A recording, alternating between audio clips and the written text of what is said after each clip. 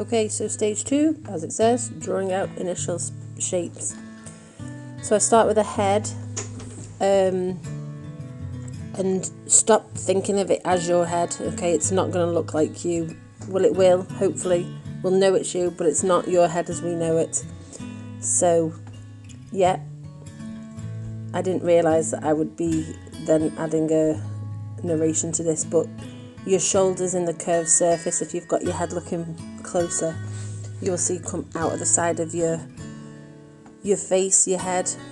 You might struggle to see your hairline because it's curving up towards the top. The table edge will curve because there's not going to be a whole lot of straight lines going on in here. They'll have lots of curved shapes. What would be straight, it's difficult unless it's a very short line. It's difficult to stay straight in a curved surface. So there's my other arm.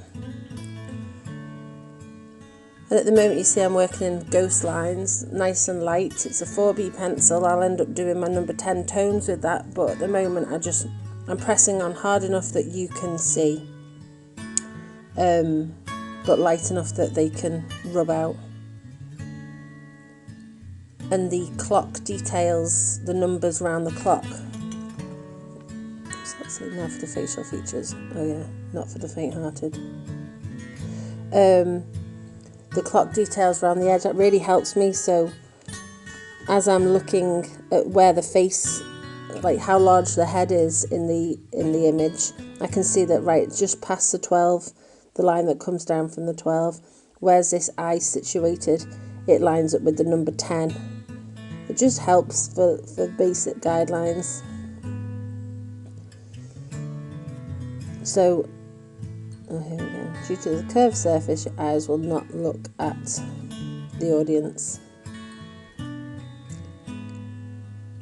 So those of you who know me, I sometimes have a dodgy eye anyway, especially when I'm tired or the lighting's dodgy, but in this, that left pupil really does curve round and look off to the left.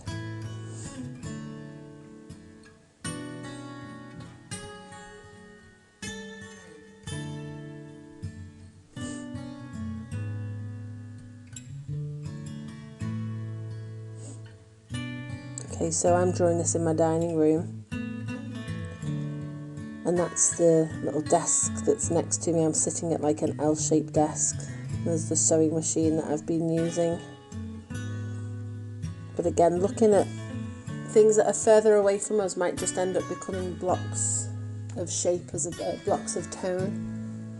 You might want to press on and make it a line drawing that you then add tone to.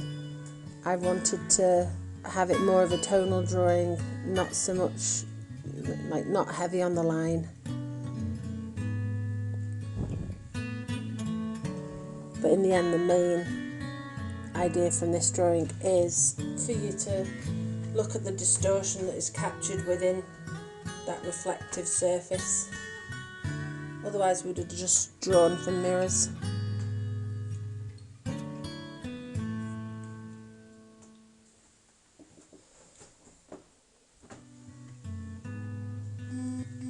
Okay, and then this is actually just going to flow into video 3 because I've just made it into one video that I've put together. So here I'm adding tones. Helps to have a strong light source. So to my left I've got a window. You can see that the tablecloth is lighter on the left than it is on the right. So my nose is casting shadows.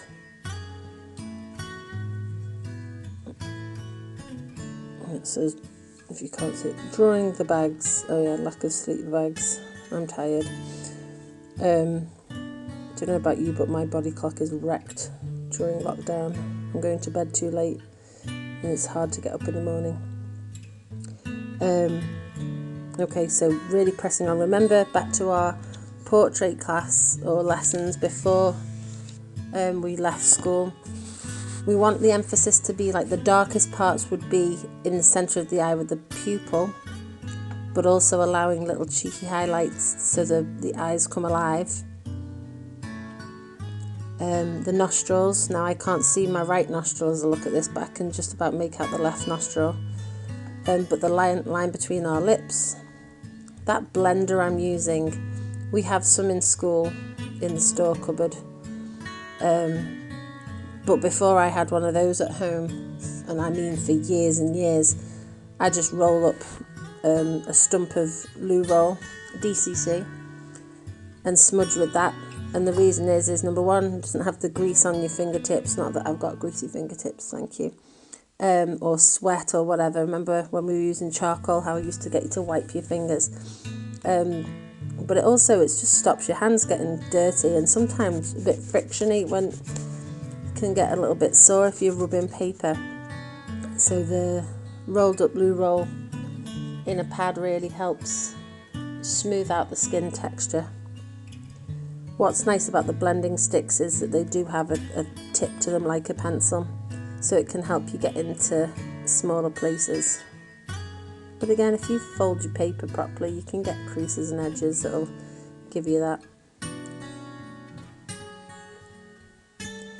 So in this, I mean, it always looks odd when it's a big white background. The face can suddenly start looking really dark and just looks a little bit strange. Once all your background's added in, then you don't look too scary. But think of that 0 to 10 tonal ladder. We recap those in year 9, so we haven't recapped in year 10, but there's one on the board. Don't be scared, especially around eye sockets, where you've got a cast shadow. Press on. You want your full tonal range. You don't want like a middle grey zone across the whole thing. Your background will go, like, we want your face, your body to have, what's that one, drawing with the rubber, yes, okay, very good. So I'm picking out my highlights now. If you put down like a soft tone first, a number 4 tone, then you can pick out the highlights. This rubber's that electronic rubber I was talking about. Again, I know loads of you won't have that, it's not a problem. Sometimes I've cut a rubber up to get myself like a hard edge again. I'm not saying attack your rubbers, but that's an idea if you've got lots of rounded edges and you need a crisp edge. And then I'm just trying to be a bit braver. And while I'm doing this, I've got Joseph coming over to me going, looks nothing like you, Mum, doesn't look anything like you. It's like, okay, the likeness isn't what you're being assessed on here. It's understanding your tonal range. The examiner's not going to have a picture of you. I want you to be brave. If it's going to look caricature anyway, but I will be able to spot where you really have looked hard at shapes. You should find that you're staring at your mirror so much more than you're looking at your paper. When I was drawing that right hand, I realised that, gosh, I'm not looking at my paper at all. I'm looking at the shapes.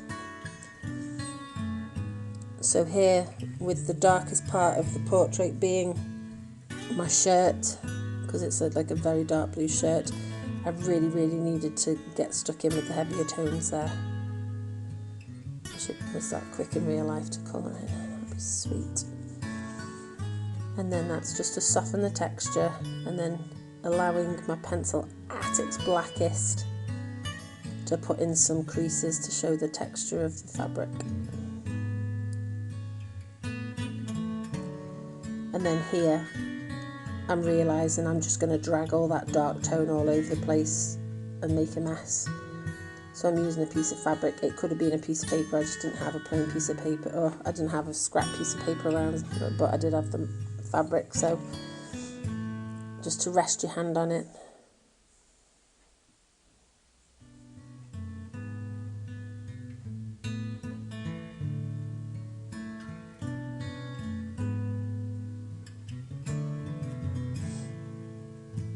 And then you guys have got the original in school. I've left it on my desk.